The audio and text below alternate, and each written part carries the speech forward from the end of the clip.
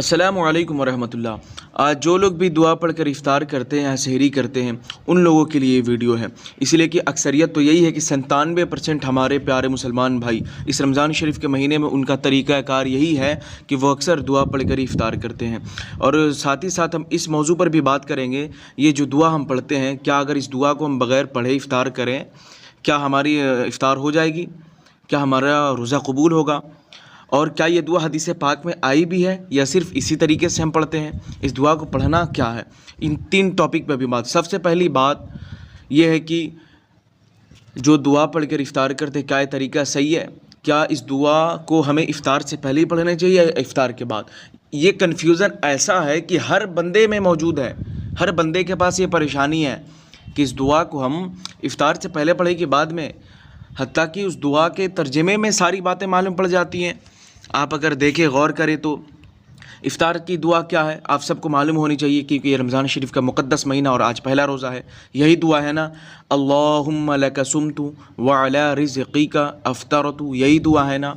और ये दुआ क्या हदीस पाक में आई है, और इसे भी मैं यहीं पर बयान कर दूँ। जी हाँ, यह हदीस पाक में आई है। सुनन अबू दाऊद शरीफ की सफ़ा नंबर 342 पे इस हदीस पाक को मेंशन किया गया है।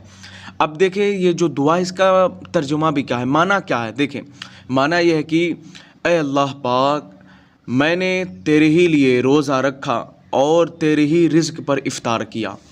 अब यहाँ से बात वाज़ेह हो गई। ये जो दुआ पढ़ी जाती है और पढ़नी चाहिए, ये इफ़्तार से पहले दुआ नहीं पढ़नी चाहिए, यह इफ़्तार की बाद की दुआ है। जब इफ़्तार करेंगे तो इफ़्तार करने के बाद ये दुआ पढ़ेंगे। तो अच्छा, सवाल एक और आता है कि इफ़्तार करने से पहले हम क्या पढ़ें? सबसे सिंपल, सबसे आसान, बिस्मिल्लाहिर्रहमानिर्रहीम। बिस्मिल्लाह शरीफ पढ़कर आप रोज़ा खोलें, यानी इफ़्तार करें। फिर उसके बाद इफ़्तार करने के बाद ये दुआ पढ़ें, अल्लाहुम्मा लका सुम्तु व अला रिज़्क़िका अफ़्तरतु। ये दुआ इफ़्तार के बाद की है। अब इसी तरीके से अब आ जाए सहरी की जो दुआ है। सहरी में नॉर्मली कौन सी दुआ पढ़ी जाती है आप सबको मालूम होनी चाहिए। वैसे इसमें तो 3 दुआ हैं, इसमें बड़ा मसला है, लेकिन मैं सिंपल वाला बताता हूँ जो अवाम में ज़्यादा चलती है। यही दुआ पढ़ी जाती है ना, नवैतु अन असूम गदन लिल्लाहि तआला मिन फ़र्दि रमदान हाज़ा, यही दुआ है ना। और ये दुआ बहार शरीयत के हिस्सा पंजुम सफ़ा 968 पे भी मेंशन किए हैं। लेकिन ये जो दुआ है, अक्सर हमारे अहबाब यही करते हैं कि वो पहले पढ़ते हैं, पहले पढ़ के फिर सहरी करते हैं। नहीं, ये तरीका गलत है। असल में ये जो दुआ पढ़नी है वो आपको सहरी करने के बाद पढ़नी है, इसलिए कि इसका माना ये है, तर्जुमा ये है कि मैंने नीयत की कि अल्लाह पाक के लिए इस रमज़ान का फ़र्ज़ रोज़ा कल रखूँगा। मैंने नियत की अल्लाह पाक के लिए कि इस रमज़ान का मैं रोज़ा कल रखूँगा। जो इसमें लफ्ज़ गदन देख रहे हैं, अरबी इसी का लफ्ज़ है, इसका माने होता है कल, यानी इंग्लिश में जिसको टमोरो कहते हैं, टमोरो, तो वो उसी के माने में है। तो ये दुआ खाने के बाद असल में पढ़नी है, पहले नहीं पढ़नी। तो इस चीज़ का ख्याल रखें, ये दुआ खाने के बाद पढ़नी है। अब सवाल ये है, अगर किसी को दुआ ही याद ना हो तो कोई बात नहीं। ये जो दुआ है, मैं पहले भी बताऊँ, ये दुआ मुस्तहब है। अगर आप नहीं पढ़ेंगे तो कोई मसला नहीं, लेकिन पढ़ लेंगे तो और भी बेहतर है।